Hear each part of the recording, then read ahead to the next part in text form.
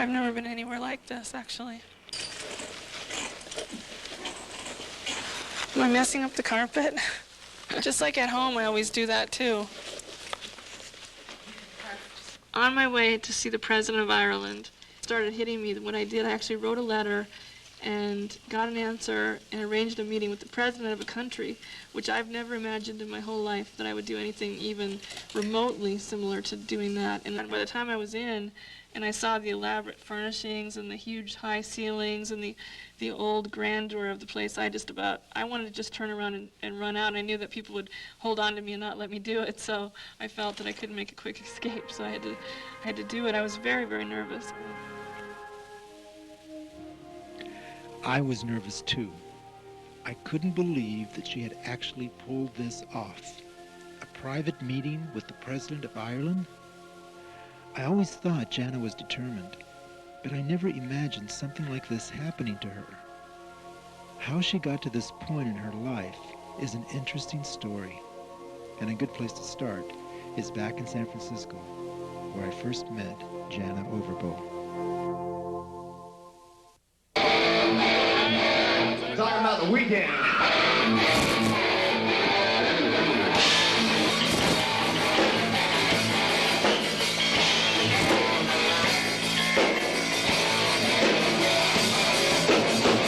People tell me what to do, walking on my back, standing on my shoes. My biggest hobby for years and one of my most loved pastimes is music. When I go out, I prefer to go out and hear rock and roll, loud, raucous rock and roll music. Through going to see rock concerts at the Stone, which is a local club, I met a guy named Joey Sozy, and he is extremely good looking. He's got long hair. He fits the rock persona, and I go see him play whenever he plays locally. And I've never missed one of his shows in the last couple of years since I've known him.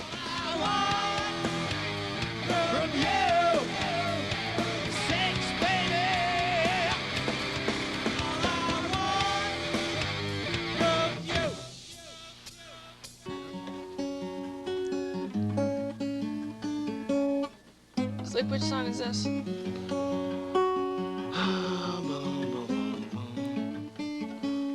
You are the world to me. Oh, yeah. It's funny how I met him, because I met him in front of the Stone. I was lounging in front of the Stone in one of my skimpy little outfits. And I looked at him and I said, "You think you're really cute, don't you?" Not a great opening line, if you ask me, but there was something in him that I just sort of gravitated towards. I don't know. He was sort of a sensitive person, but with a very tough exterior, like myself, I think. You know, on the outside he looked really tough, and on the inside he's very sensitive and his feelings are very easily hurt, and no one knows that, but I sort of knew that right off the bat. And I think that Joey, unlike other men, saw me as a female. Maybe he didn't see me as his type or whatever, but he did see me as a female. And that's all I ask. I don't ask every man to sort of fall all over me, but I would like to just be seen as myself, a female. And Joey did, I think, and I really respected that right off the bat. Never underestimate the power of the handicap.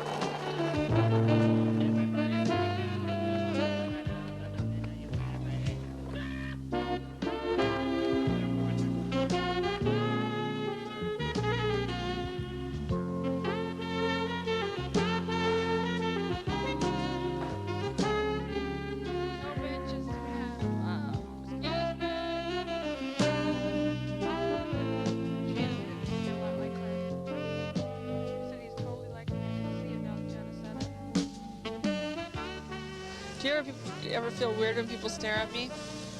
You don't Do I seem to. feel weird when people stare at you? Yeah, does it make you, I mean, they stare at you because you're with me. I do. That's because they all want us. Well, yes, they do. They all want You us. don't ever feel weird? Tell the truth. Of course I feel weird. Because of me, you mean? Oh, weirdo, period. Street freakies. Can't you ever give me a straight answer? Nope. I asked him once if he was ever attracted to me, and he says once in a while or something like that. He's very funny, I don't know. And I like him a lot, but I think that we've been friends so long, it's sort of hard to change that, and I respect that. It's okay. The jungle, the mighty jungle. The lion screams know, you're so weird. Yeah, go through.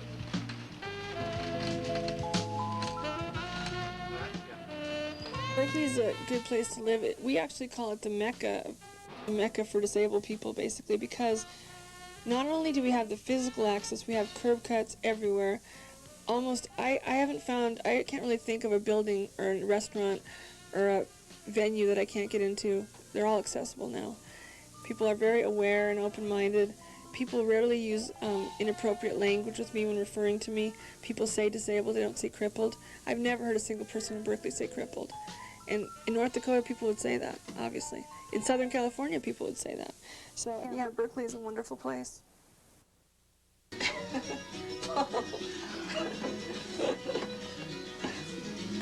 2, 3. As a disabled person, I'm independent in many different ways. The state of California pays money for my personal care attendants.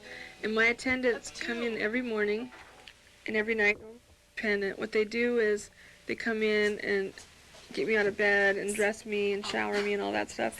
But it is not like a situation where my family is doing it and I'm a burden or a responsibility. It's that we have really an employer-employee relationship, giving me the power and the control to give me my independence. In other words, I dictate what I want to do when they don't. Danuta, can you help me? Sorry, but can you spray some on my neck? A lot. Yeah, a lot, right. No, that's good, that's good.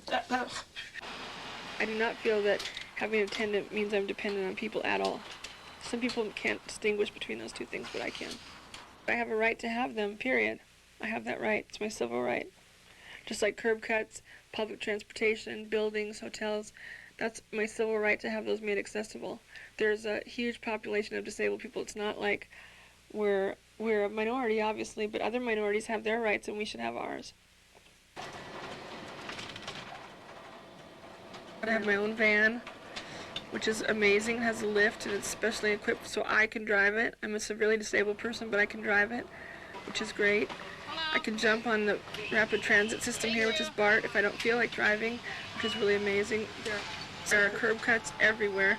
I rarely run into any street, no matter if I take routes I know or I don't know, I rarely run into a street that doesn't have curb cuts. Almost never, even in San Francisco, which is great. So I live a very active life here.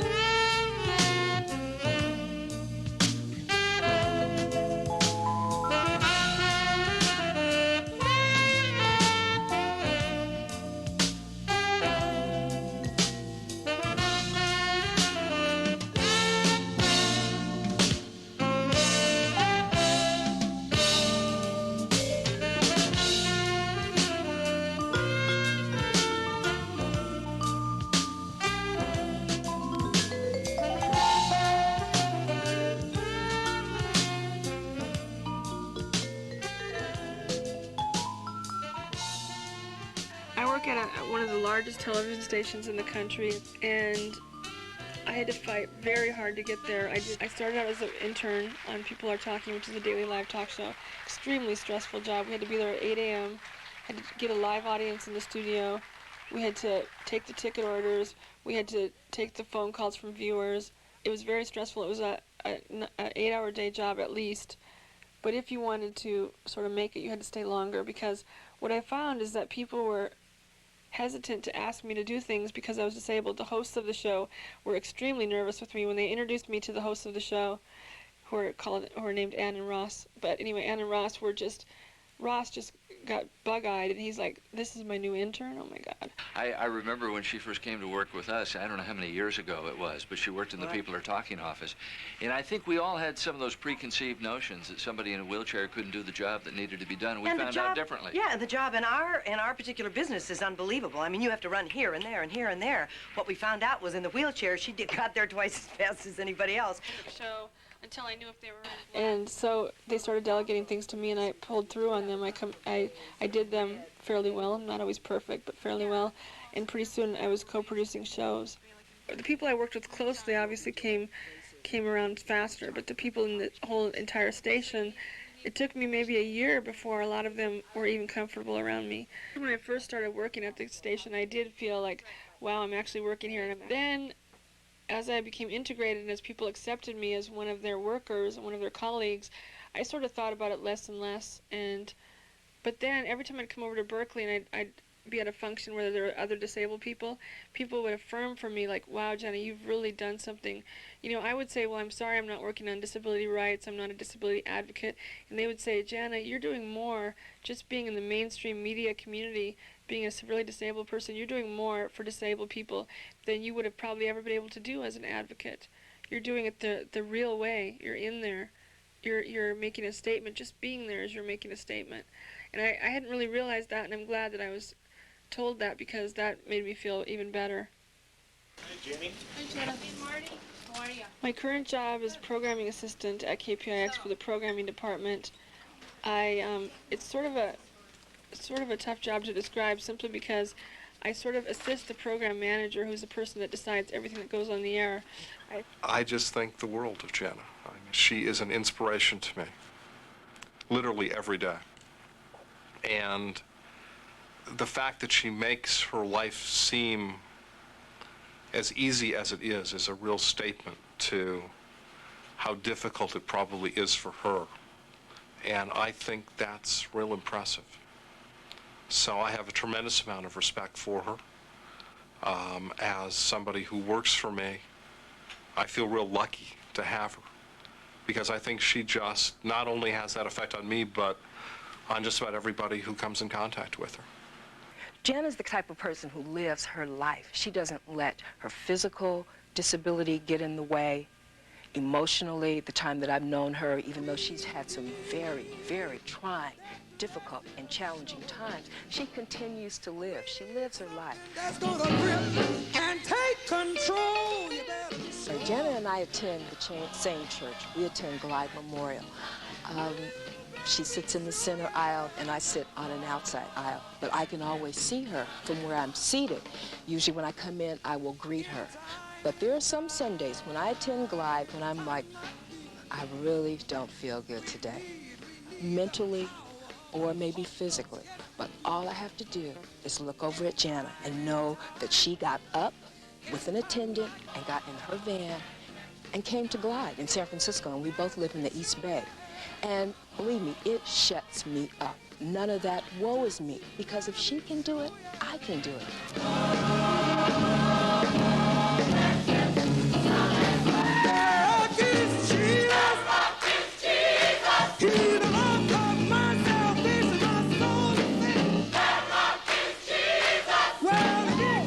Jana had made quite a life for herself, and like everyone else, I admired her for it. That's how we met. We both worked at the same TV station. But Jana's story really begins much earlier, before California.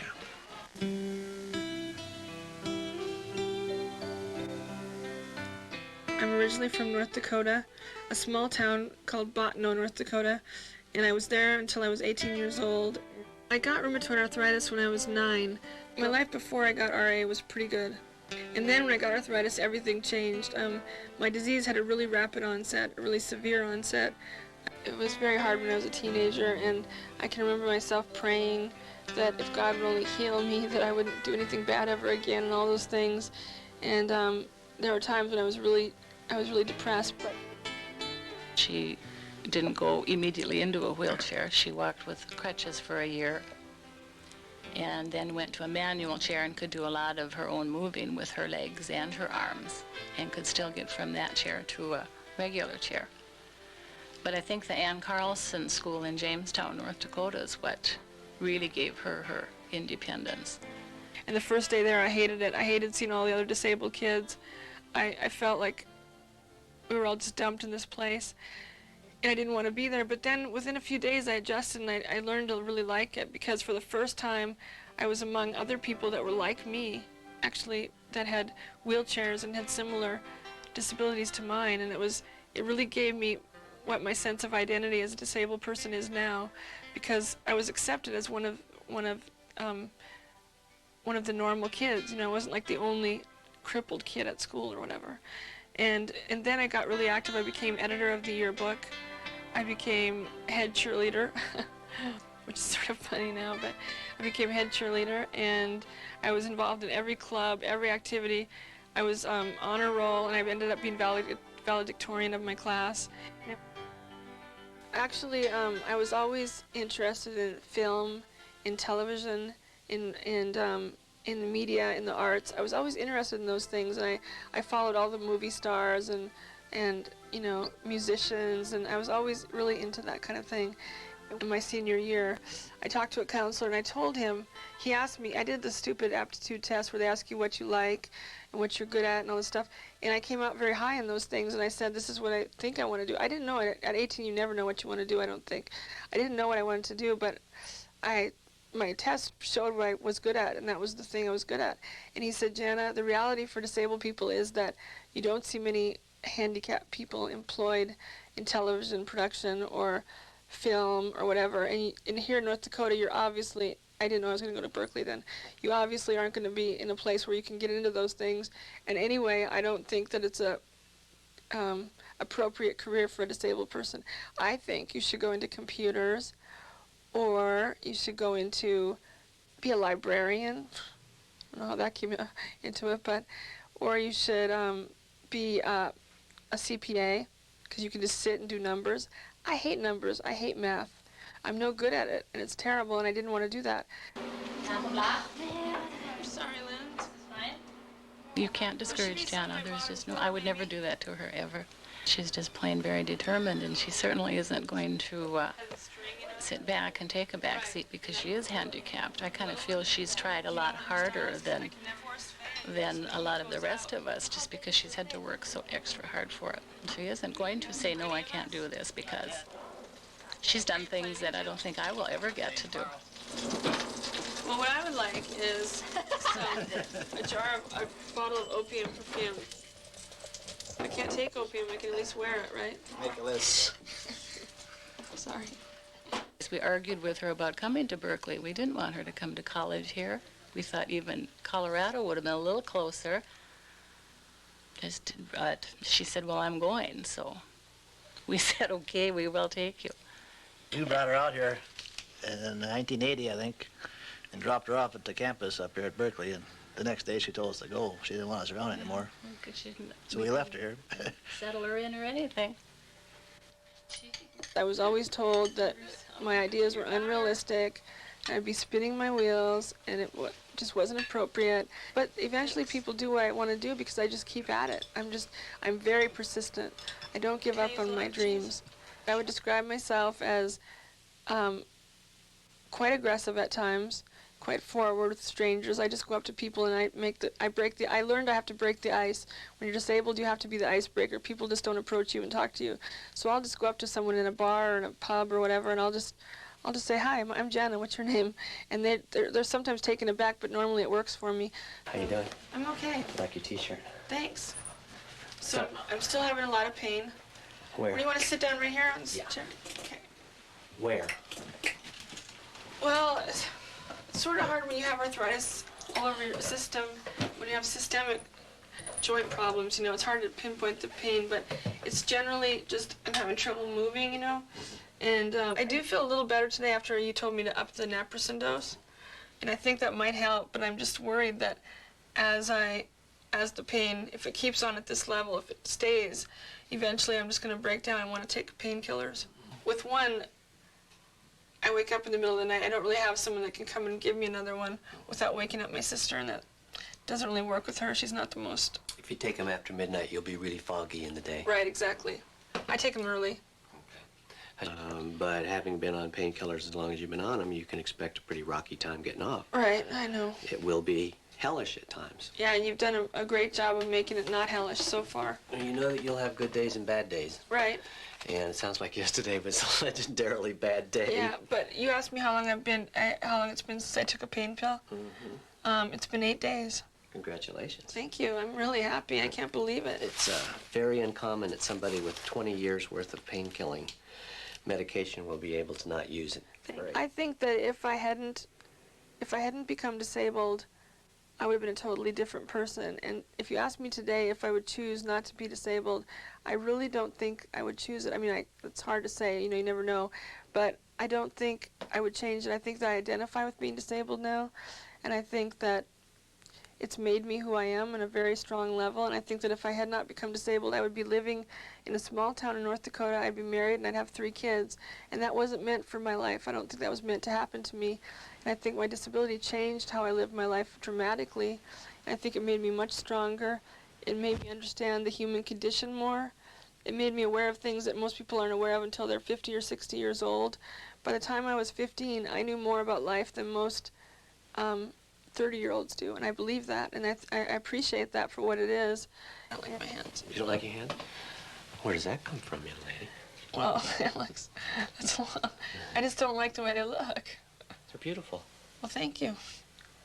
They're how I assess you. Put your hands out. Rest them. Rest them. Your hands are beautiful. They work, don't they? So, sort of. I think they're absolutely beautiful. That sounds like hippie talk. I'm all hippie. What do you expect? I know.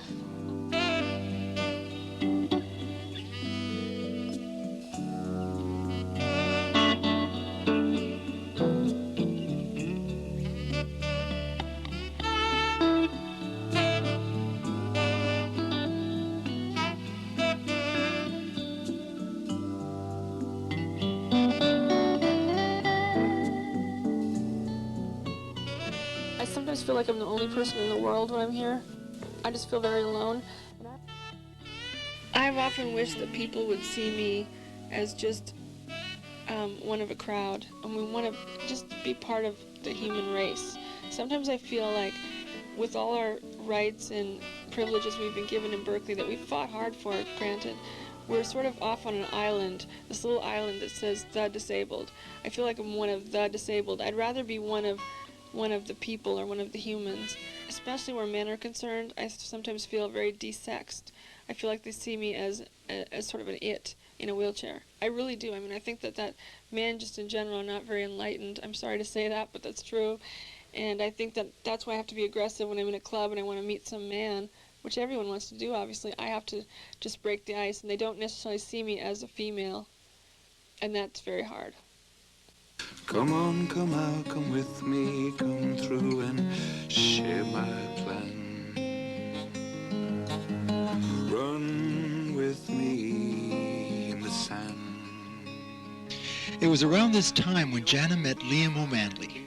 Like so many of her male friends, Liam is also a musician and famous in his native Ireland. They met at a music convention and both hit it off immediately.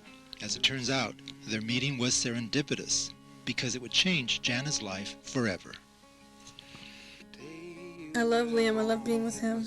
His voice and his singing and his guitar playing, whatever pain I might be feeling that day, really, he helps my pain, he helps my mind, and I think he knows that, and so whenever I'm with him, he makes a point to sing a lot and play a lot. His manner with me is like is different from most other men I've ever met in my life, and I enjoy that, and I want to be around it more. I don't want to just do it for a few weeks one summer and let it go. Do you not like me calling you an inspiration? Well, it's just something that people say to me, and it's sort of like, it's a little condescending or patronizing. I don't know. It's just, I don't think it's appropriate, really. Why am I an inspiration? I live my life. I do what I do, just like everyone else does what they do. They go to work, they feed their kids, you know, and I do the same things. I mean, I have different circumstances, but... Well, I mean, I'd be inclined to call anybody an inspiration anyway, no matter... Right. You know, I mean, as you say, somebody who's raised kids. But I think, yeah, at the same time, you could also credit when credit is due, you know. Okay, well, that's fair, I suppose.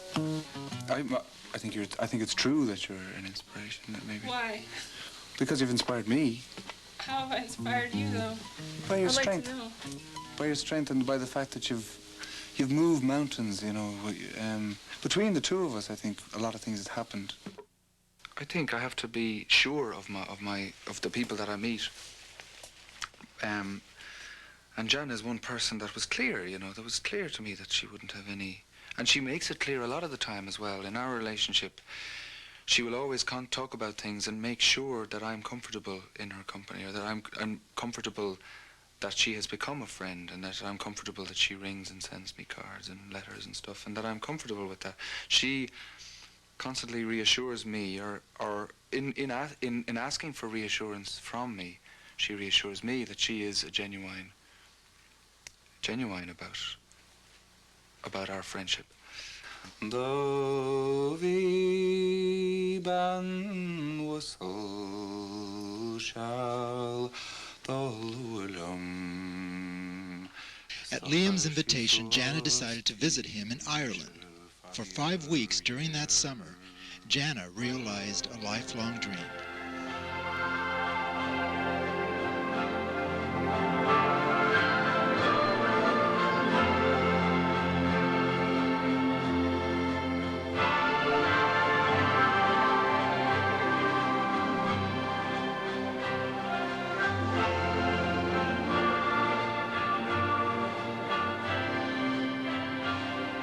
I was not surprised by my feelings about Ireland. I fell in love with the language. I love hearing Irish sung. I love hearing it spoken. So when I started studying the language, that just inspired my interest in Ireland to a point where I started thinking that was silly to say I couldn't go to Ireland. Why can't I go to Ireland?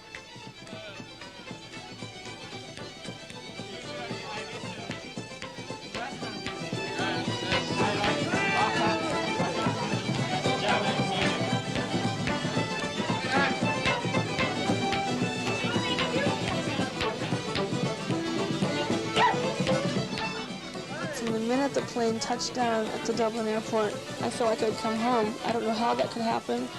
I had never been there before. I just felt like I was home, and I never at any point was I made to feel like a tourist, or did I feel personally like I was in a foreign country. I felt like I was somewhere I'd been before. I mean, that sounds sort of strange, but it was true.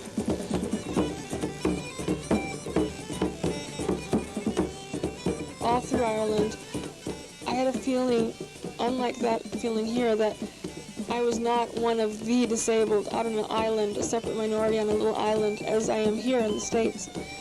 Instead, people made me feel like I was part of their group. I was part of the human race. Here in this country, I always have to be the one who breaks the ice and the one who approaches people first. In Ireland, it was not that way at all. People would make the first move. They were actually interested in me. And I didn't feel they were interested in me because I'm in a wheelchair. It was only interested in me because I was unique.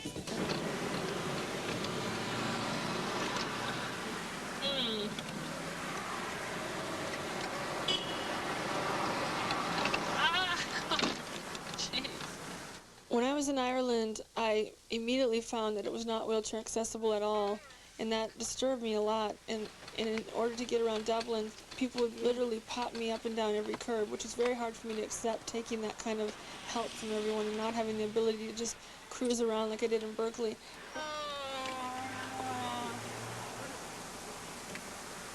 Need help, sorry.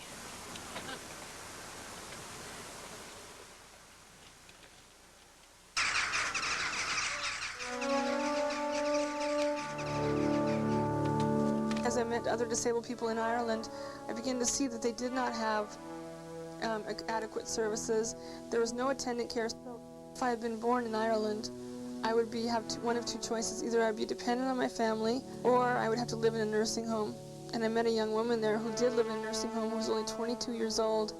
I met Sarah through Liam O'Manley. He put me in touch with Sarah, and the amazing thing is it turned out that Sarah not only is a disabled young woman who uses an electric wheelchair, the same as me. That horrified me, and I thought, wow, I love this country, I love the culture. You're a really good artist, I'm made to feel like I could do anything here, but there is some things that need to be done, and the people in Ireland that are disabled tend to be taught that they should accept their lot in life and deal with it and not whine or complain, not make any waves, and they'll be rewarded in their next life. My ideal for Sarah is simply to get her out of that damn nursing home, and I really believe that there is a way I can do that. I mean, it may sound pompous of me, it may sound very idealistic of me, but I want her out of that home. I want her to lead an independent, productive, happy life. She should not be in that nursing home. And I started thinking that, I could really contribute to this country. I could not only get something out of it, but at the same time I could give back to the disabled community, the international disabled community, so to speak. I could give back to them some knowledge that I've gained by being a Berkeley person and taught to be radical and taught to aggressively challenge my legislators. Hello. When I came back from Ireland, I was so depressed. I was out of sync. I couldn't get excited about doing anything. I didn't want to go places with friends. I no longer liked going out to hear music, which really scared me because I love music. And at that point, I really didn't start thinking seriously about moving, but I was miserable for about a month.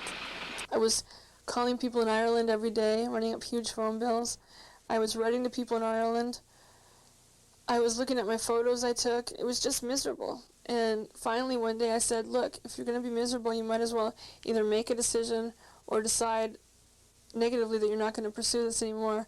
And the only decision I could make was that I wanted to move.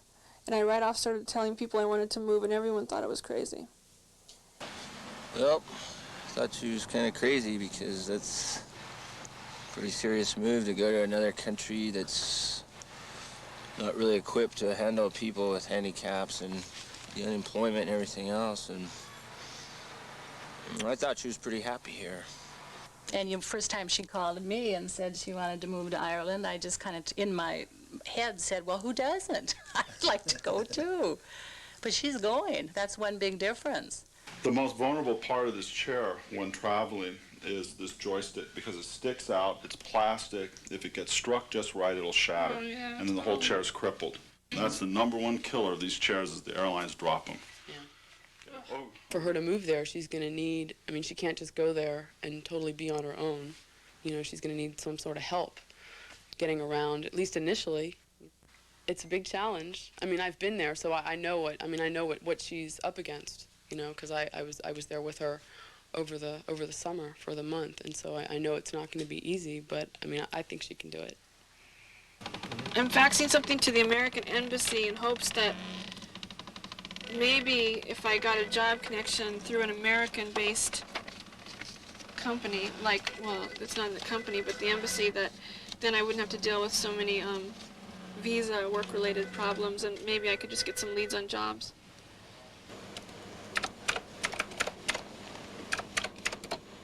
The major obstacle for me to move to Ireland, obviously, to anyone who knows about Ireland, is finding a job.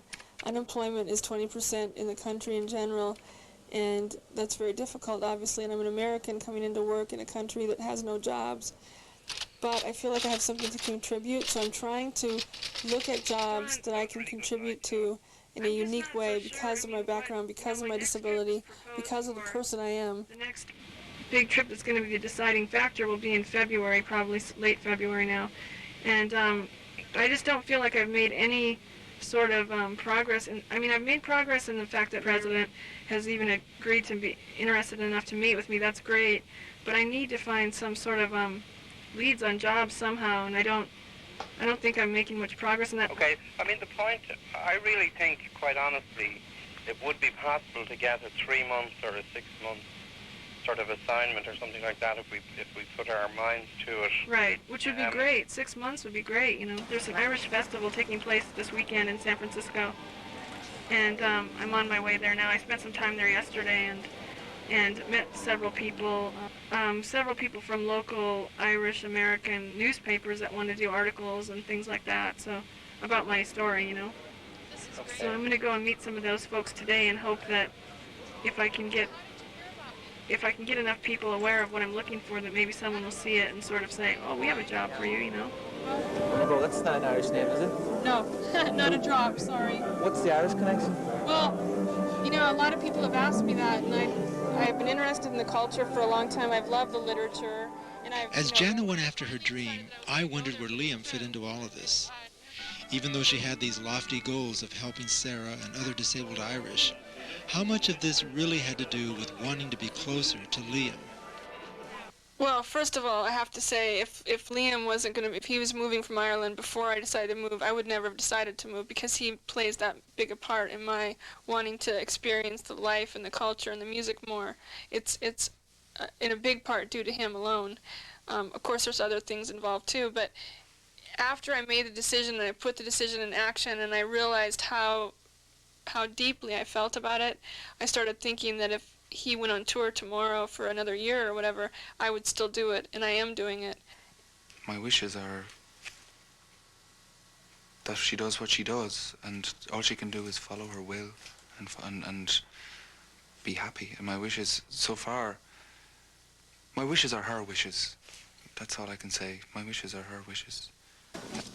So how are your plans coming with your trip? Oh, it's coming okay, but I need to sort of figure out how I'm going to deal with the...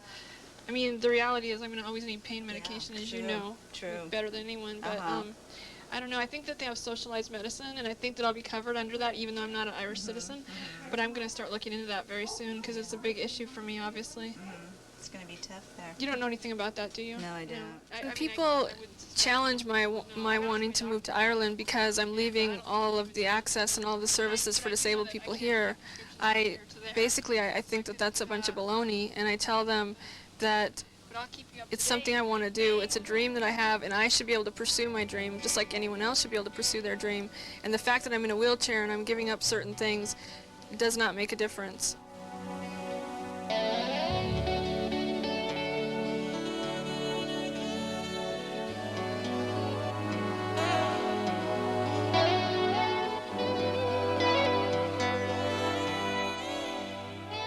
I'm going to be leaving for Ireland now in less than 2 weeks, and I'm beginning to get a little scared. I had known all along it was going to be tough to find a job. I knew that going into this.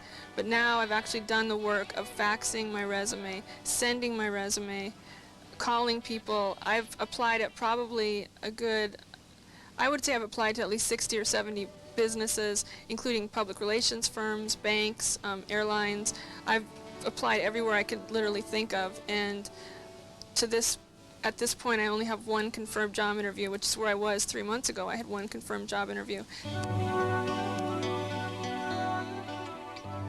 It's the day I decided that I wanted to move to Ireland, which was several months ago now. I've never once had a regret, no matter how many I've gotten rejection letters, and no matter how much bad news I've gotten, no matter how many times someone on the phone tells me, Jana, we're laying people off, we're not hiring people, it does not matter. I've never regretted my decision. I've worked harder at this than I've worked at anything in my entire life. I mean that. And so I just have to go and hope for the best. But right now, it's really not looking very encouraging.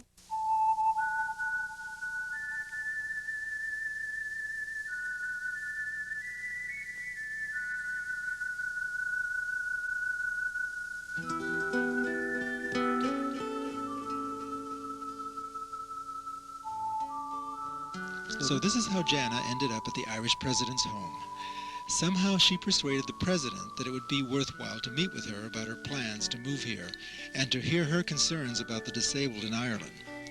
Now she would need to use her persuasive powers to find a job, and she only had 2 weeks in which to do it. But in the background, like a guardian angel, was Martin Naughton, who was to play a crucial role in helping Jana.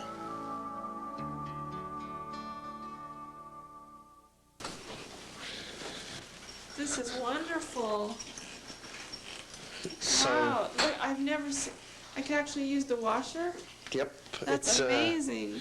It's a washer come dryer, so, you know, just throw it in. I can actually do my own clothes? What a thought. Yep. Well, today my friend Martin rather unexpectedly brought me to an apartment. It's actually designed for a person who uses a wheelchair, which is amazing and something I'd never expected to find in Ireland, let alone my first day in Ireland. Can I look in the kitchen one more time? Sure, sure.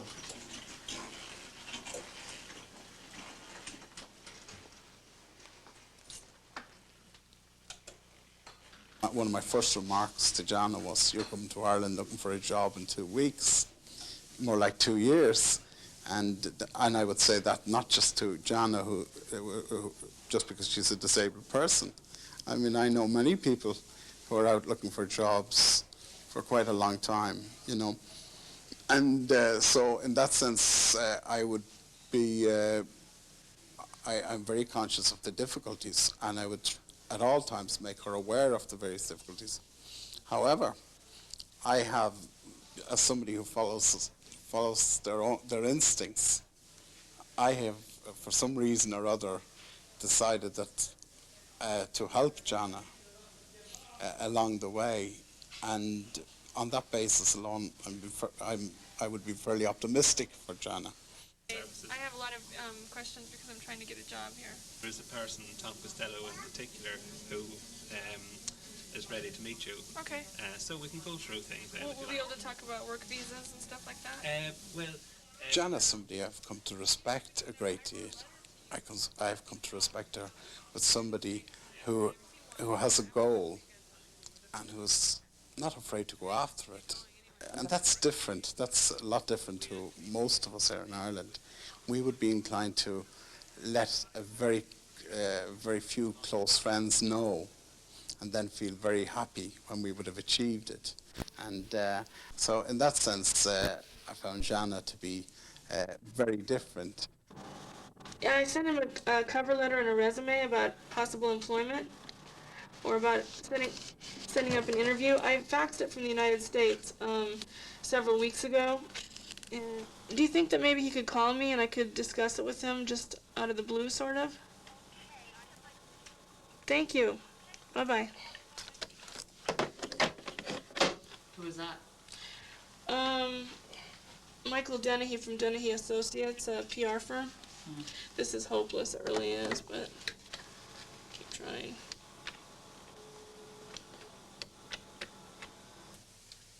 Can you tell me at the outset, why are you applying for this job in car communications at this present time? Well, given that I just recently found out about your company, I don't know a lot about it, but I've actually been interested in doing. I understand you do corporate and industrial kinds of videos. I've been interested in getting involved in something like that. And prior to this, I worked at a commercial television station. Compared to my vacation here in Ireland, I've found that the Irish people this time don't seem to be quite as friendly. And I don't mean that to say that they're not as friendly or they're not as nice, because I don't believe that a whole country would change in a year. But I think that because what I'm trying to do now is a lot tougher and a lot more serious. A holiday in Ireland, a few weeks, a few months, and then all of a sudden you decide that you want to spend to make your career here. Is that something that is that a little rash, or is that the kind of way that you... No, it's not rash at all. I knew early on into my trip last summer that that's what I was thinking of doing. I didn't know how I would do it. I'll admit that to you. I did not know how I would do it, and I'm still working on finding out how I'm going to do it, but I am going to do it. Hi. It's one thing to go on vacation. It's another thing to say, I want to move to your country, I want to live here and work here, considering the high unemployment among Irish people. With Martin's help, JANA was able to get many job interviews. But this is the one she wanted most, to run a new program that would become Ireland's first attendant care service for the severely disabled. JANA, would you like to take us through how you have yourself contributed to the disability movement in the USA, if any? I have to say that I haven't been primarily working with disability advocacy, in that I'm not sort of a full-time activist, you know, and I've chosen the career of media as sort of my chosen career, and I work in television production. Would it be your experience that most people with disabilities would like to live independently? Or have you come across people who are happy enough staying with their families, etc.? I think all disabled people want to get out on their own, and they want to live independently. And it's just that when there are no services in place, when you face moving into your own apartment and you don't have an attendant care system in place, there's just the obstacles are so overwhelming that even when I talk to disabled people from North Dakota now, they they say, I love to do what you're doing, but how do you do it? Would you understand what you're doing, but how do you do it? Would you understand somebody who didn't want to move into independent living? Like, there would be a lot of disabled people here in Ireland, we'd say, who, even if you did provide 24-hour care, they would just choose to, like able-bodied people, choose to leave the world behind and be cared for. And right. Could you understand that? Yeah, I do understand that, because for a short time in my life I was institutionalized for 2 years, and at the end of those 2 years they've informed me that I was now able to get out and be out. And I remember distinctly at that time thinking, I don't want to go out. I like it here. I like that I have people here with me all the time. And they were, I mean, I remember thinking that, so yes, I understand it, definitely. Do you find in general that the people you work in harmony with them, or would you ever have confrontations or discussions if there were things that you didn't like, or how assertive are you yourself? I would say I'm very assertive, sometimes to the point of, being too assertive, but in media you have to be very strong and direct, and in the environment I've been in for the last 10 years, you're taught to be strong and direct and sort of, and also as a disabled person, I've adopted the role that many of us adopt, and that you have to be the icebreaker with people. You have to be the one to put people at ease. You have to be the one to make them comfortable. How would that, do you think, translate then to an Irish context where, as a society, we're probably less assertive and probably less driven than from the society that you might come from? Do you feel there might be a conflict there, or do you find that it might be difficult for you to adjust maybe to a different set of cultural attitudes, if you will, to assertiveness and the link between assertiveness and aggression and so on? I think that I'll have to be careful in the beginning, and I think that even if I can say that on this trip I may have come across as pushy in a few instances, but let me say that I have such a limited time here, and I'm trying to do so much, and I really want this to happen and want it to work, so I feel like I have to take every opportunity I get. On the other hand, I think that my assertiveness would be good in terms of representing the program to the community, in terms of going to conferences, talking to media people, newspapers. When I'm representing the program, I think that my assertiveness and my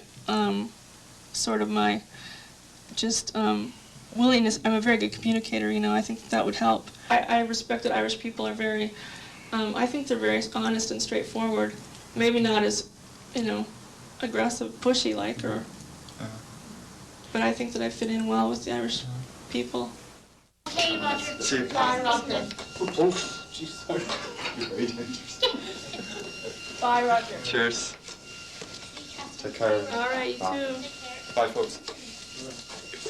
You just move up there, Jennifer. Ursula, well, bye. Okay, see you soon, folks. See you, Ursula. You'll be able to tell me how it went and what your reactions are at this stage. You have me more nervous now than you are yourself, yeah? Oh, no. Kind of more anxious about it.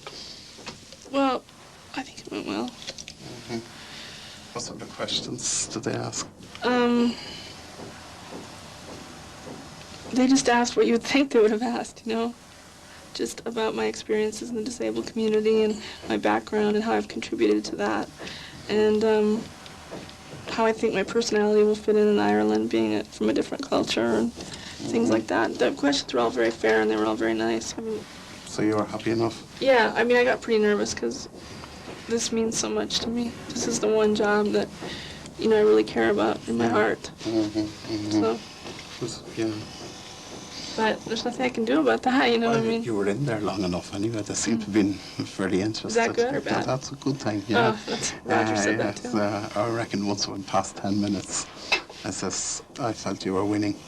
So. Well, I don't know about that, but it is early days yet, in fairness. I feel like I'm in a different culture, and it's much harder to adapt when I'm so set on living here, and it's so important to me. It's become my life now. And I feel as every day goes by, it's sort of slipping away, and I'm not getting enough done. I'm not getting the right answers. I'm not sort of making any progress. This time, while I'm in Dublin, it was very important for me to see Sarah, and I arranged to do it as soon as I could. I went out to the nursing home to visit her and was even more struck by how degrading and horrible a place the nursing home is for a young woman to live. So Sarah, can you believe I'm finally here? Yeah. What did you when I told you I wanted to move here, what did you think? It's great.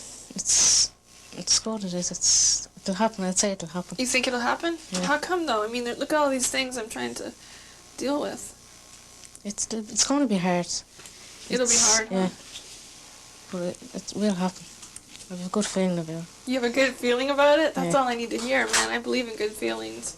I mean, I was here last summer and I never heard anyone talking about any kind of attendant care, you know? Yeah. I remember we talked about it and I didn't know what to even tell you because I couldn't. I mean, the attendant care just doesn't exist here, right? So now that we're actually looking at putting this program together, it's very exciting for me. Yeah. What'd you think? It's About the attendant care, you know, like the possibility of you living on your own and having attendants. I mean, because first of all, you couldn't live on your own unless you had attendants, right? Yeah. And you don't, I mean, does that excite you? Yeah. Yeah, it'd be great to move out somewhere like that and have somebody looking after you just like that. Instead of a big place.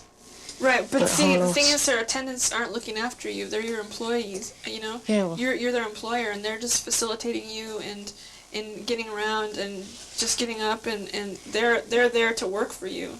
They're not there to care for you. You know what I mean? Yeah, but being in a smaller place, not with so much people. Right. Like, Not in a like big- like here, yeah. right, with all these people. Yeah. But do you think that now that you actually heard us talking about a possible attendant care program, that maybe it's going to be possible for you to actually get out of here? Yeah, well, hopefully, yeah. I think It'd so. be good. It would be good. I think that somebody like JANA who comes in at this stage, I think she would be a great asset to the world of disability in Ireland.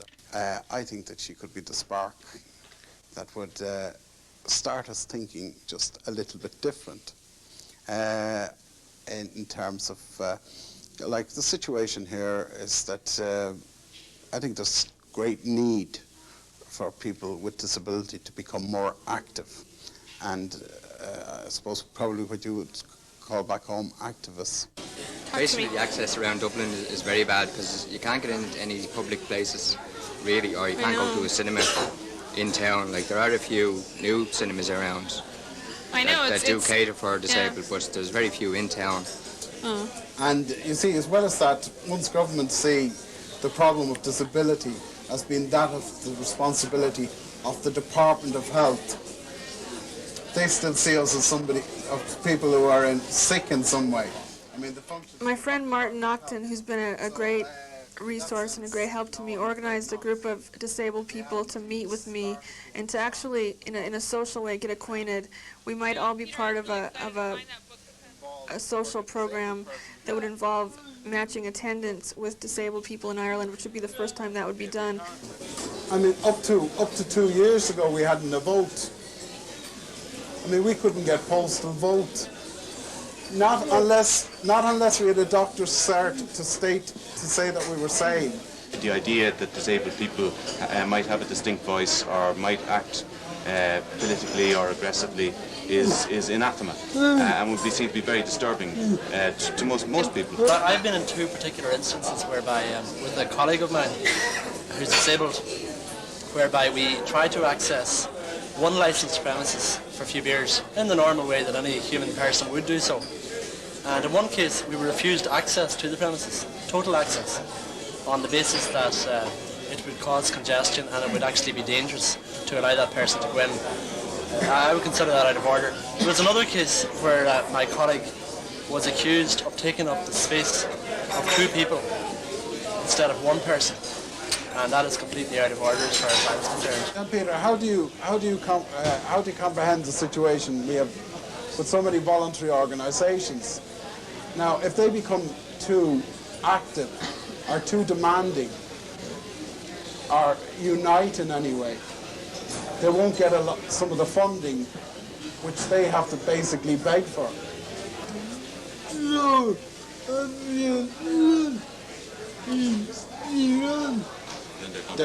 The idea of you having control of their lives, of Right. your life, Right, your life. our own lives, is beyond their comprehension.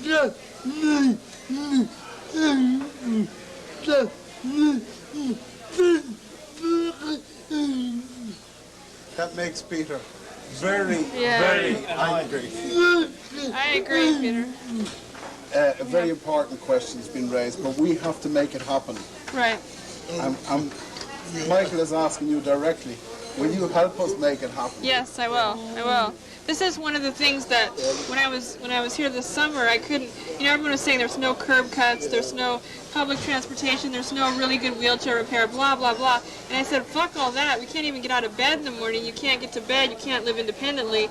I mean, all those things matter, of course, but in the bottom line is none of it matters unless you have the ability or the facilitation to get yourself up in the morning and to live your life in a productive way, you know. If we don't make it happen now, it won't happen. If we don't make it happen, it's not going to happen. It won't happen, yeah. I mean, I heard people say to me, it's happening, Jana, but it's happening slowly. And I said, bullshit, that's not the way it's going to be. It's got to happen now, and you have to make it happen. And I thought that maybe I could contribute. I think that the basic mistake that disabled people here have made is not being aggressively political and not, like, demanding your rights, you know? I mean, we didn't get what we have in Berkeley just by, we weren't sitting around, and it wasn't handed to us on a silver platter. I mean, look, North Dakota is the same as you are now. But it was by chaining ourselves to fucking buses that we got bus access. It was by taking over the federal building in San Francisco. For 21 days, disabled people sat in on the steps of the federal building, and that's how we got our basic legislation that it gave us our rights.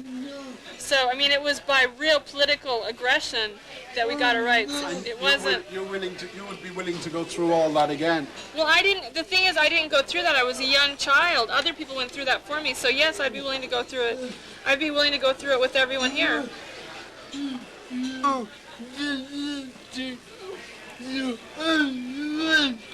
you can make more people feel the way I do. Yes, in Ireland, you're very welcome, Peter. Right. Yeah. Well, that's obviously a battle, but it'll happen. If we work on it, it'll happen. I believe that. I mean, in Berkeley, it didn't happen by itself in the United States. It happened with people like us getting together and it gradually spread, you know. I mean, it didn't happen by itself. It surprised me a little bit that they immediately started identifying me as their leader or as their director, basically. It was scary. It was scary, but at the same time, I think that what it means is that they all are ready to change, and they're all ready to be more aggressive and more political, and they're just looking at me for a little bit of impetus there. And yeah, Michael points to the fact that the less disabled people over the years have made a lot of progress in this country. I think you're referring to paraplegics generally. Right. Yeah. But my being a severely disabled person from another. Yeah. We have been left behind. We've been left behind. Been left behind. And Michael would welcome you coming here, and might be the lead. You might offer us the leadership that we need. I didn't visualize myself as being a leader, but if that's the role that I fall into here, I'm fully willing and ready to take it. Jana's future in Ireland had taken a new turn. Now she not only was committed to helping Sarah, but also a whole group of people who now looked to her to help lead their cause. And then another job interview, this one at the Bank of Ireland, sealed her fate. My expectations were that they would just sort of treat me in sort of a, give me sort of an obligatory interview because I came all this way and I was very persistent, basically, which I was. I never let up on the poor man. So I figured they'd probably just get me out of their hair and move on today. But it was much better than that. I think they really took me seriously.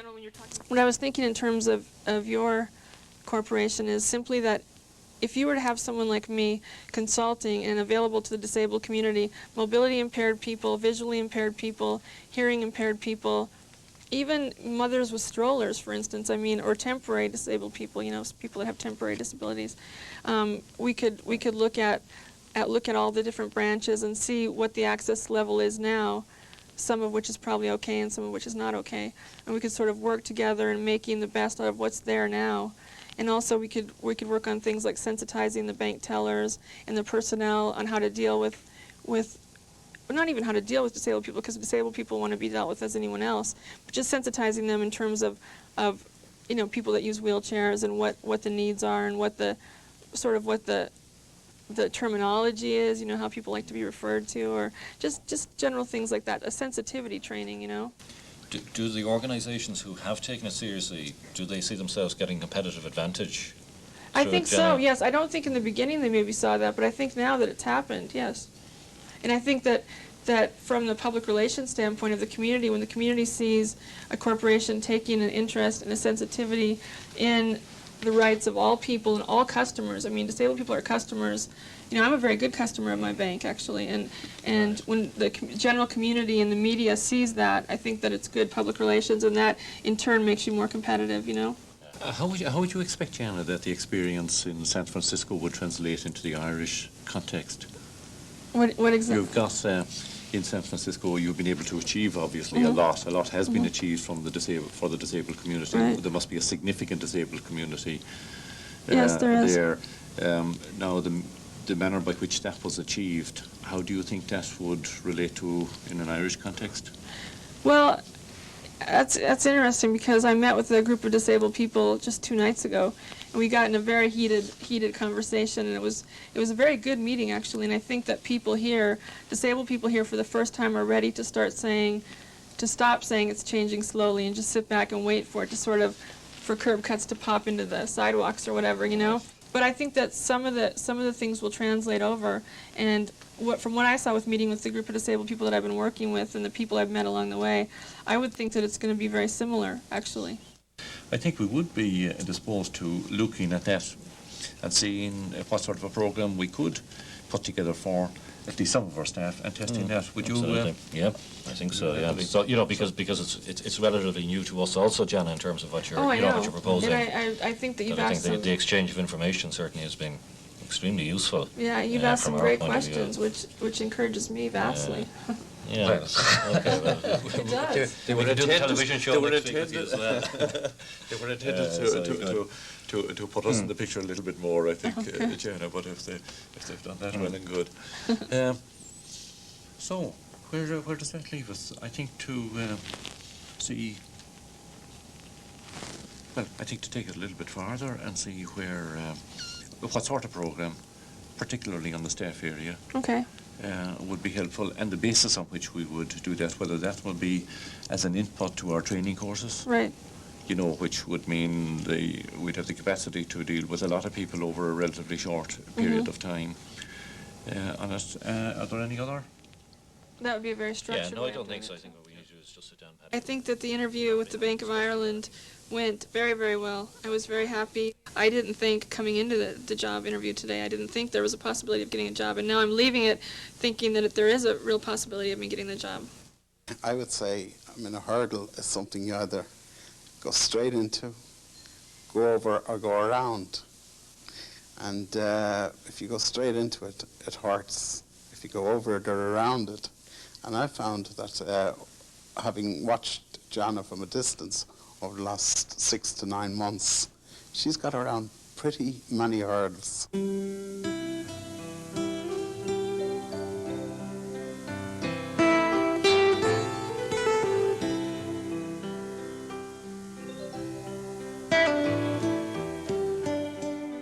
I would say my first week in Ireland, I did better than I ever thought I would. It's sort of hard to be encouraged even after saying that, because I still don't have a job, and that's my ultimate goal, and I know that that's unrealistic to think I'd have a job offer in a week, but that's how I feel, and so it's hard to be real positive. Now time is a lot more limited here, and I have a lot to do and not much time to do it, but I can only do my best, and I have to say I'm not real encouraged right now, but I hope that that will pass.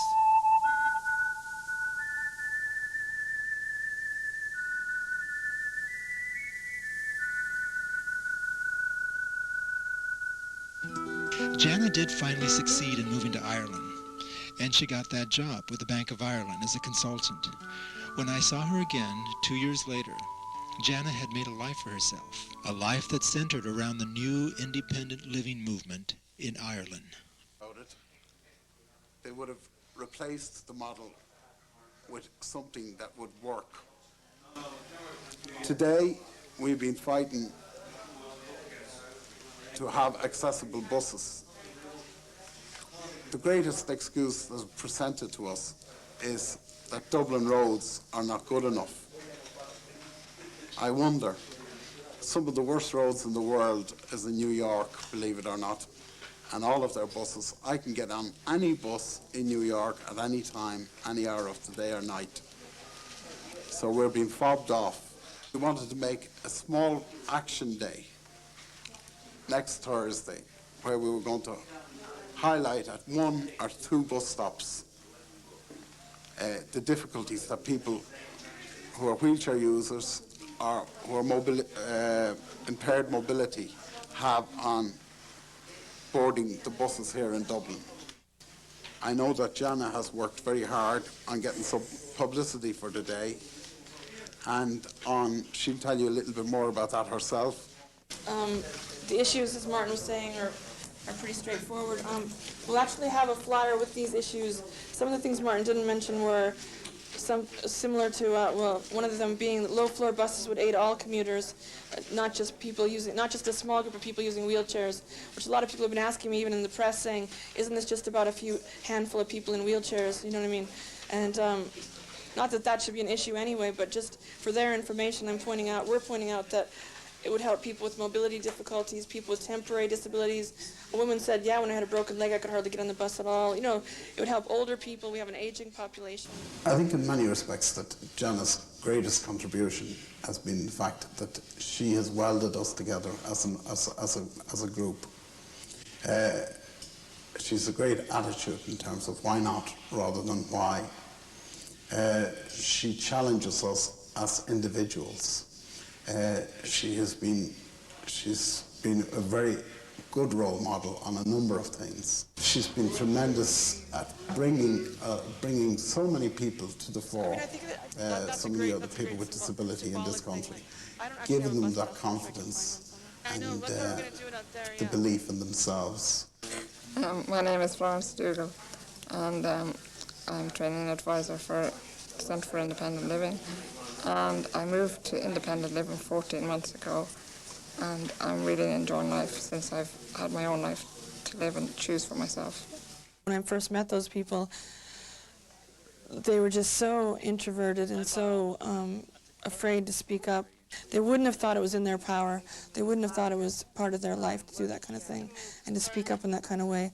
I don't even know if they felt like they had a right to take buses in the way that they do now.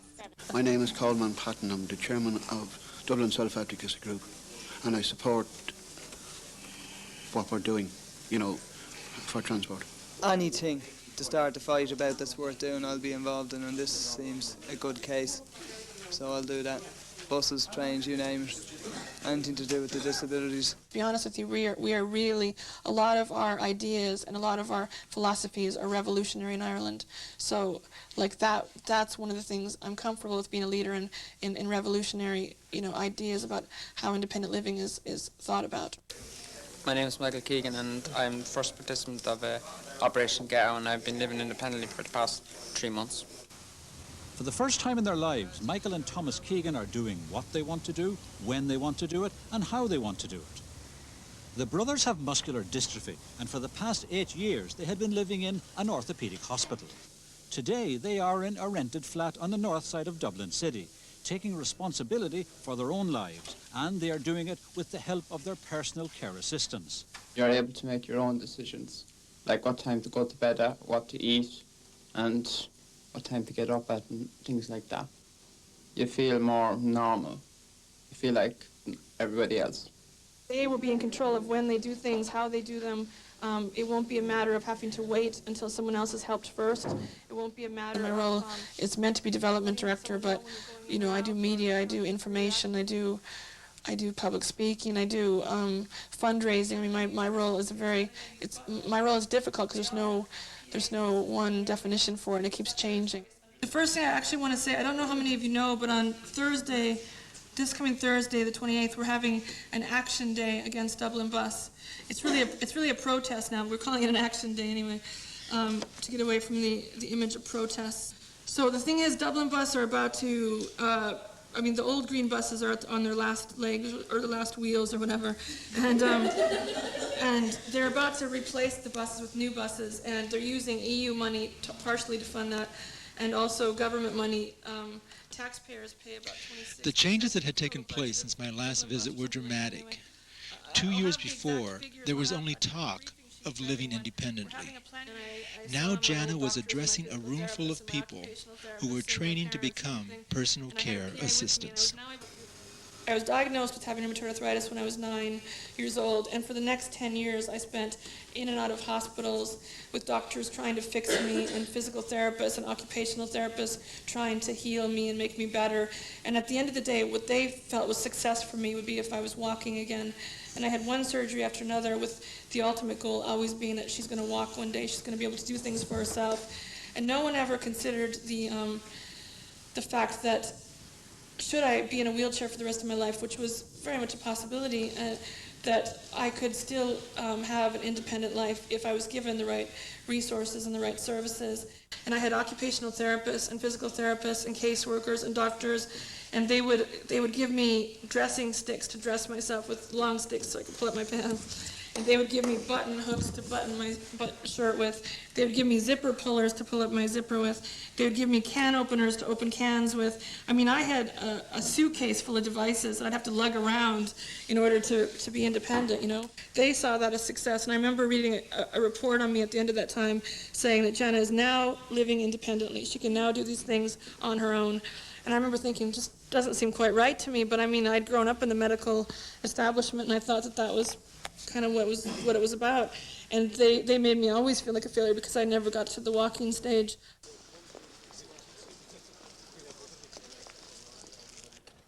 Her work with CIL has brought her right back to the roots of the independent living movement. And like where we're at a stage where we need to fight. It's a constant fight every day to achieve any kind of independence. I think that's been good for JANA because she didn't have the experience before this. When she came from Berkeley, it had been all set up. You know. The reason that I'm here to talk to you today is I'm with a group called the Center for Independent Living. It's only about 2 years old, well, actually less than 2 years old, and it's a group run, organized, founded by, controlled by, everything by people with disabilities. We're organizing an action day this coming Thursday from 8:30 till 2. I'm calling it an action day. To be honest with you, it's actually a protest. It's actually to make our point to Dublin Bus. Well, they're getting ready to bring a whole new fleet of buses in, and these buses will be funded partially by EU monies and partially by government monies, meaning taxpayers' monies as well. And they're still not providing wheelchair access. Now, this is just simply not acceptable, basically. Any amount of time you could give to us, I mean, I wouldn't expect you to be out from 8:30 till 2, unless you could or wanted to or whatever, got into it. But any amount of time you could do it. I would kind of like to know who's going to do it and what kind of hours you'd be there so that I can make sure the whole thing is... Yeah, I think that I will be taking part in the protest, but I think that a main part of it is the fact that JANA came in and spoke to us. I think it's just the way she's so confident about it. I think she'll definitely, put a bit of hope into people's minds, and she's very sort of enthusiastic and outgoing, and I think she's the right person to do this protest, to run this protest. Hope she'll get a lot of support. How do you feel that the Irish public opinion or attitude towards people with disabilities differs from people in America, or does it? Are there big differences, and why did you move over to Ireland? I think they agree with us that what we're talking about makes sense, and I think they support us overall. I think that the only problem has been that they've been ignorant about what the issues are. Because we've been so closed away, because we've been so hidden away, and because we've been so disempowered, people just don't know about what the issues are. And why I moved to Ireland is a long story now. What I was saying, it was partially true though, the issue of personal assistance services. I met a young woman who has the same disability as myself and is a good friend of mine, and she's living in a Cheshire home. I met Sarah, and I just thought, geez, I mean, she could be me and I could be her, and our lives have been so different and everything else, but because of the environment around us, our lives have been completely different. She's about to move into independent living in a few weeks' time on our second program, which is called Operation Get Out, which is one of the biggest thrills in my life, having her be able to move out. She's lived 23 years in an institution.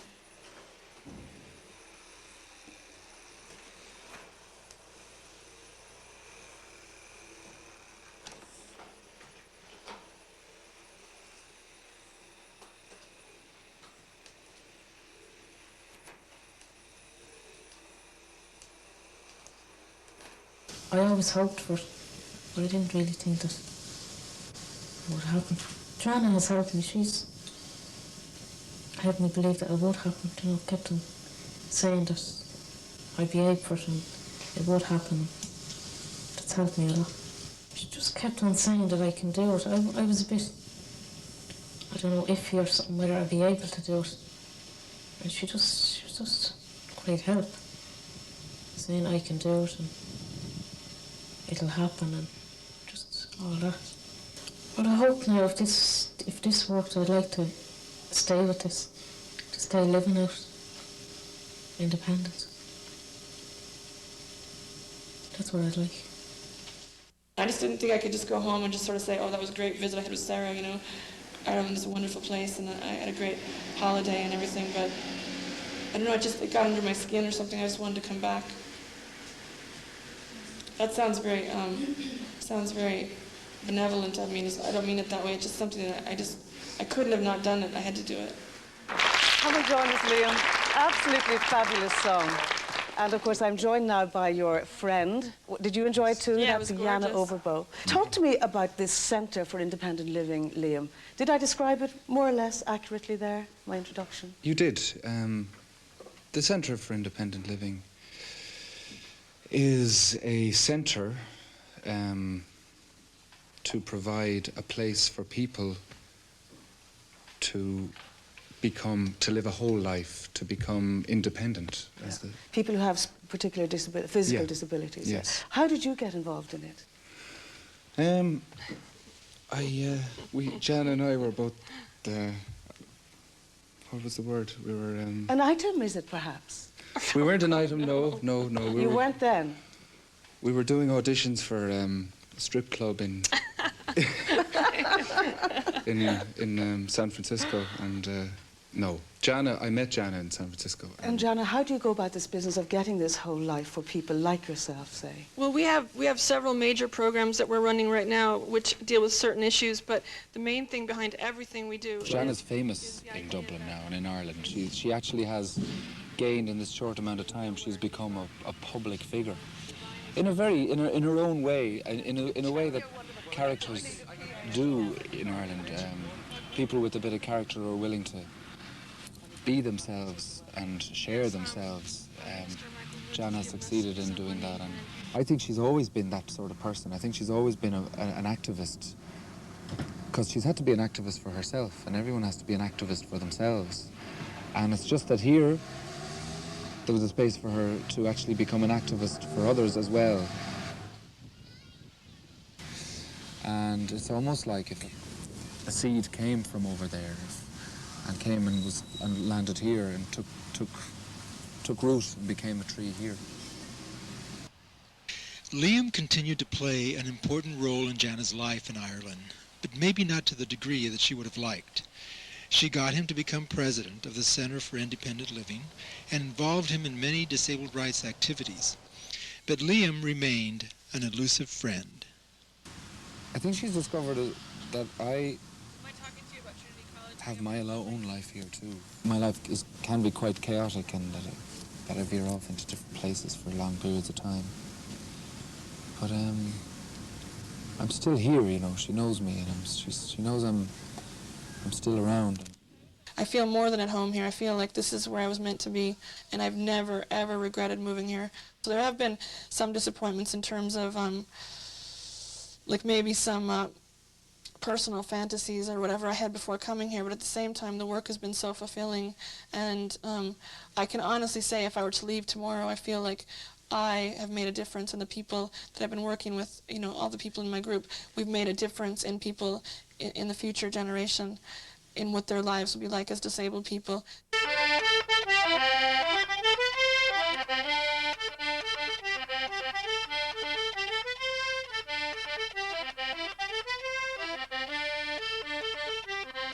Sandymount is a village on the outsides of Dublin, and I chanced upon it. I looked at a few places in other areas and found a flat that was a price I could afford, that was easy to make accessible. You're near Dublin city centre, so you're near the big city, but at the same time you have a small village and a village atmosphere, a real community. Do you have any photos?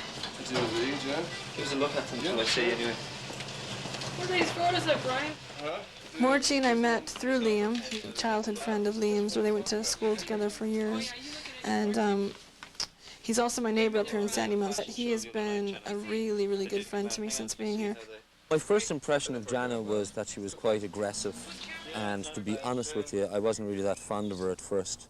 But the more I got to know her, the more I realized that there was a reason for her aggression, and like that she had to fight. She had to fight to a certain extent to, you know, she had to fight to live, really. To live, you know, much as I hate the word normal or abnormal, but to live a normal life in this country, she had to fight. And I've learnt a lot from Jana. I've learnt an awful lot from Jana. And I think Jana's learnt an awful lot from me. I think some of what Jana might have learnt from me is that just because you have a disability doesn't mean that I'm going to bow and scrape to your every whim, or that somehow, you know, I'm going to let her away with something just because she's a person with disability, because if I was to do that, well then where's the equality? Oh, Janet. Hiya, Michael. How are you? There? You were in Donegal since I saw you. Huh? You were in Donegal? Yep, I was up there speaking to a group. Yeah. It went well. Yeah. You're a busy lady. Yeah, I am. Well, it's not in the nature of Irish people to protest as vigorously as you do. And it is in the nature of Americans, do you think? Oh, I don't know about that. I suppose there's a bit of truth in that, actually. No, I'd agree with you. You're right. You're right. Be quiet. 100%, you're right. Oh, you kick up dust. Yeah. You gotta kick up but dust. I mean, we now, have to, because they're bringing in new buses. She's a pioneer. Nobody in this country has ever gone on TV and radio and gotten into the newspapers the way Jana has and stood up and said the things that need to be said.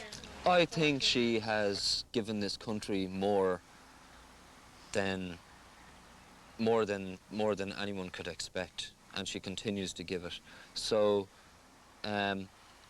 you know, I don't know what Jana's goals are in terms of, you know, fulfillment, or in terms of, you know, exactly how much she wants to accomplish here. But she's already started a wheel rolling that isn't going to stop. If Jana packed her bags and flew home tomorrow, her work really would already have been done. There's a seanokul in Irish which is túsma JANA hybrid, which means a good start is half the work completed. And I think in Jana's case that definitely applies.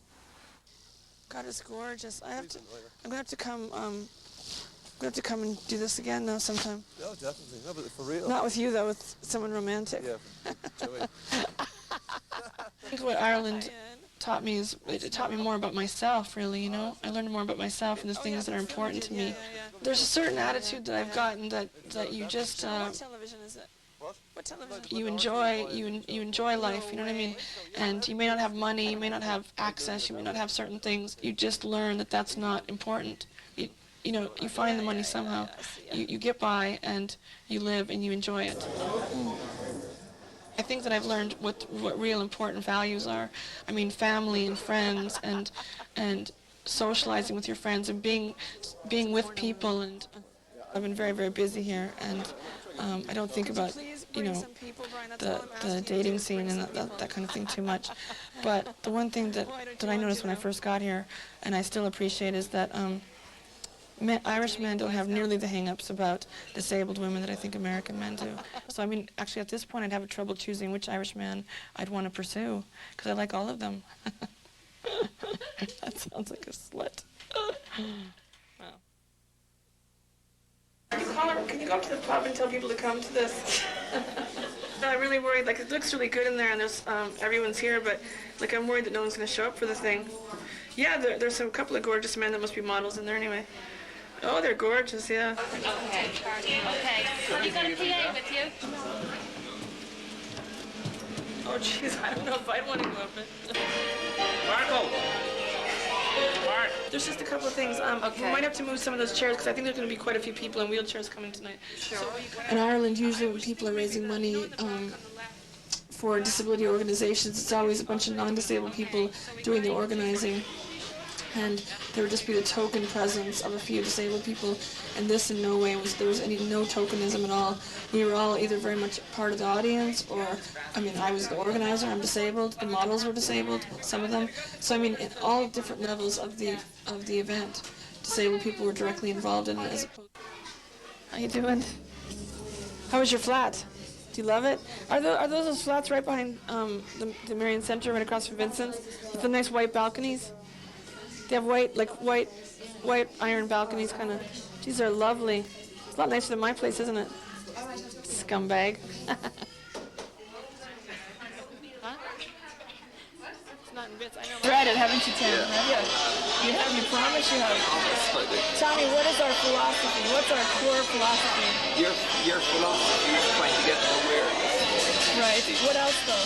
You don't want any charity values. You want to live as normal people. That's great!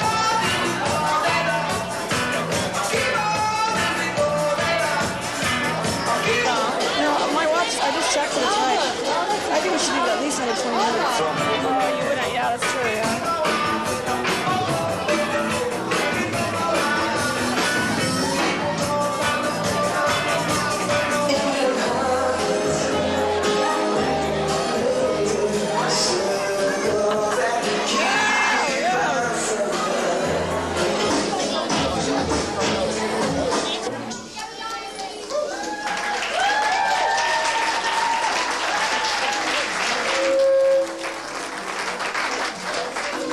Overall, although we didn't make any money on it, I think it was a great event because it was awareness raising, and I think most of the people that were there got something from watching the disabled models integrated within the non-disabled models.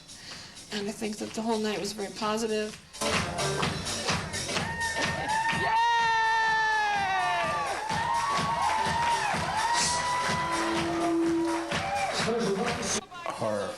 Her background in the whole area of media has been of tremendous help.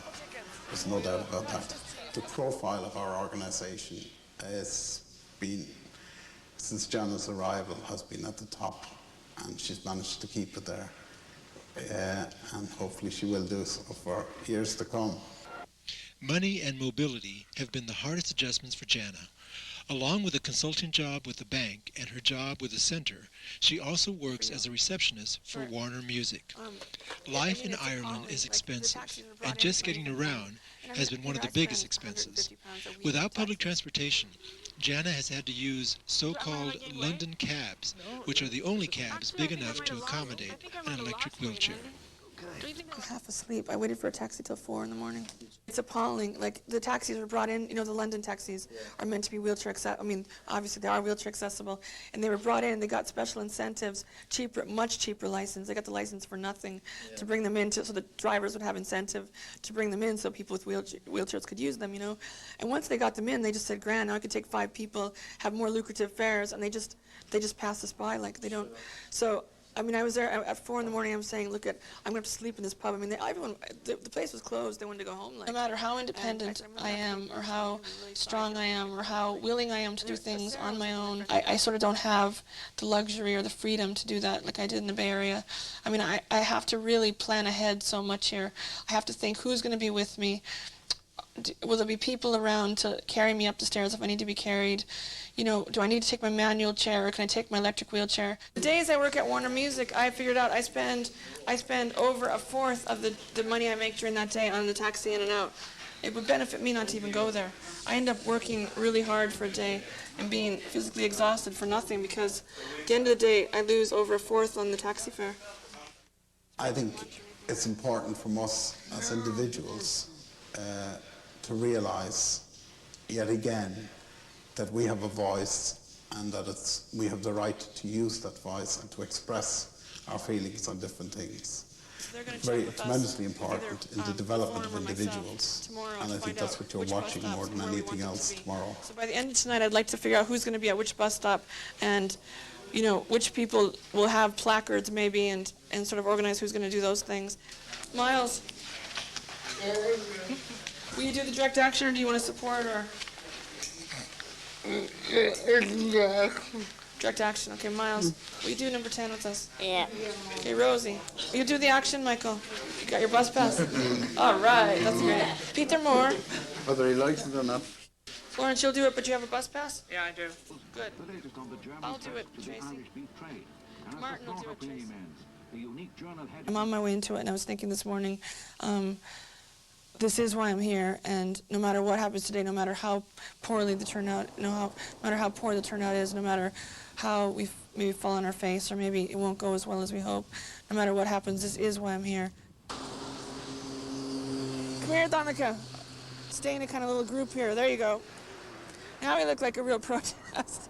We've got 3 people. Yeah, I agree. I think they should introduce low-level buses in Dublin. It's a disgrace that every other city in Europe has one. Can I get on the bus? Yeah. But I can't get on though. There's steps. Well, where do you want to go to? Excuse me? Pardon? What'd you say, sorry? Where do you want to go to? Well, I can't get on the bus though, there are steps. Oh yeah, you can't get on with that, yeah. That's right, yeah. No facilities for that, for this sort of thing. All I can do is put in a report about it. Would you do that, please? I will, yeah. That'd be great, thanks. Yeah, might help. In the Okay. long run. Thank you. Thank you. Bye-bye.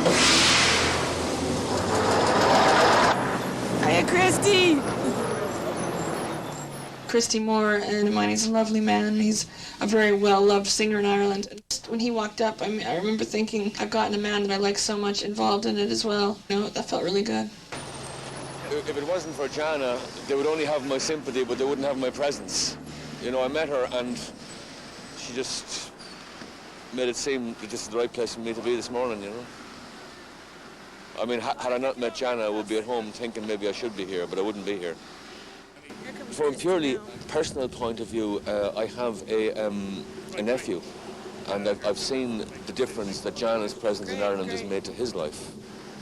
He's come out of his shell and he's got something to do now, and he's moving forward in his life as a result of being touched by her spirit. So I think it's wonderful that she's taken the trouble to come over here to show us the way. Time it first began. I know, I heard my family, everyone in America saw it. It aired 2 times. And my family by my side. That must be quite a grazing the long acres. I've travelled far and wide. I met Lady Maham, my sweet wife, on a fair day in Rathkale. She was the finest travelling girl that ever wore a shawl. What do you want Dublin Bus to do about the problem? Well, the old buses are sort of are getting old, and they're ready to be replaced, and they're going to bring in new buses. And as they bring in new buses, we are demanding that they make them wheelchair accessible buses, accessible to the entire public, not just to part of the public. It's not very dignified getting on the all fours and crawling on a bus or crawling anywhere, you know. And if it's a packed bus, everybody sees you getting on and off the bus crawling. And that's not the way I want to see disabled people in general, you know. It's not a good way to be. Like, you don't see 2/3 the population of the world crawling on their hands and knees. You know, so why should we? They should have done it years ago. Job-wise, facilities, everything. Because after all, we all have to live, haven't we?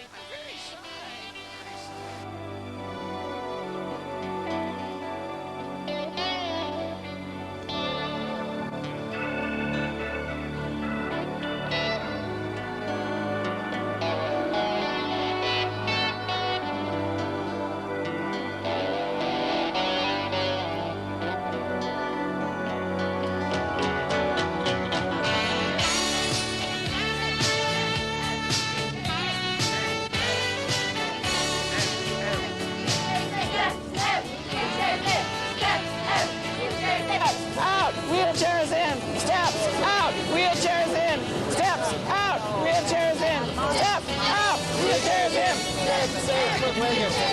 Steps out, wheelchairs in, steps out, wheelchairs in, steps out, wheelchairs in. Wheelchairs in, steps out, wheelchairs in, steps out, wheelchairs in, steps out, wheelchairs in, steps out. What use is this to me if I can't get on a bus? not used to me is this if I cannot get on a bus.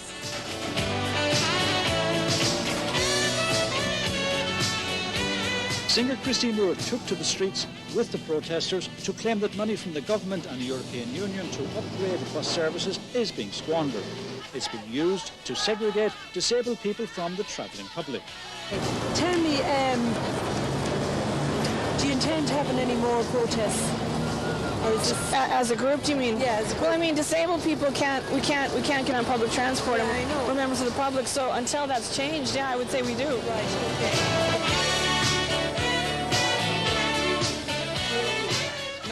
No, come on, you serve us. Serve us. No skipping the queue.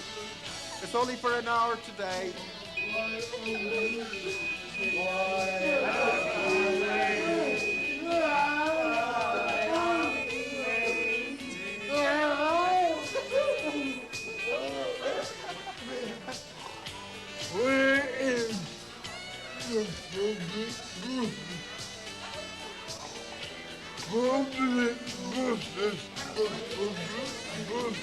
wants to know where the public buses are. He has a bus pass, but he can't use the bus. We will designate this no special treatment, that's segregation. We have no letter of protest. If you are protesting against Dublin bus, you can actually... Are we protesting? No. And what is the message?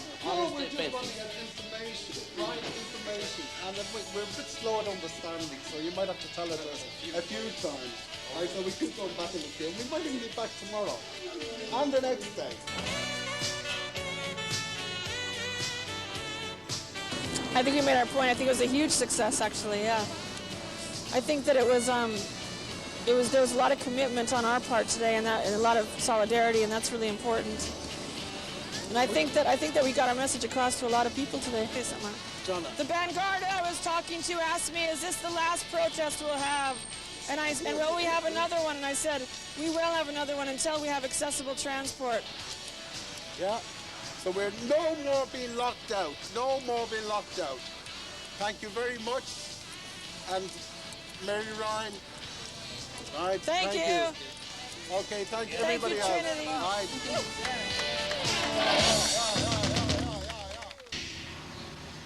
right.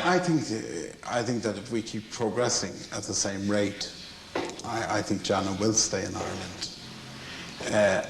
I do believe that for a long, long time to come, JANA is going to have a big influence on the development of the independent living movement.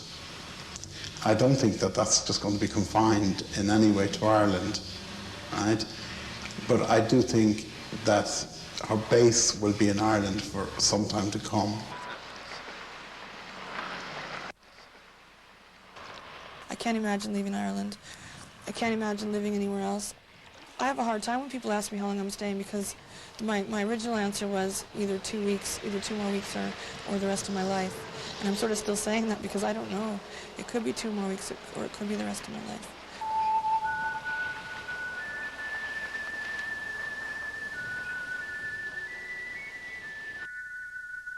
She who follows her will is a queen. So goes an old Irish proverb.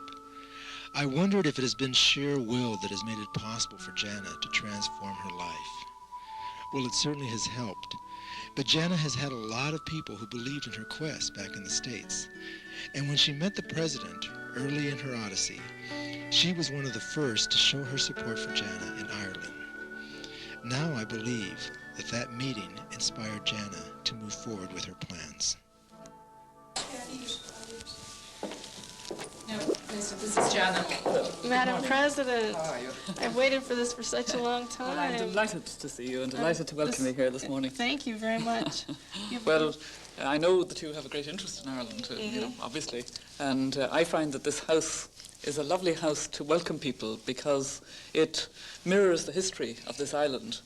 It's been more than 200 years the official state residence of the head of state president. I think she believes I'm going to live here and work here and I'm going to make a difference.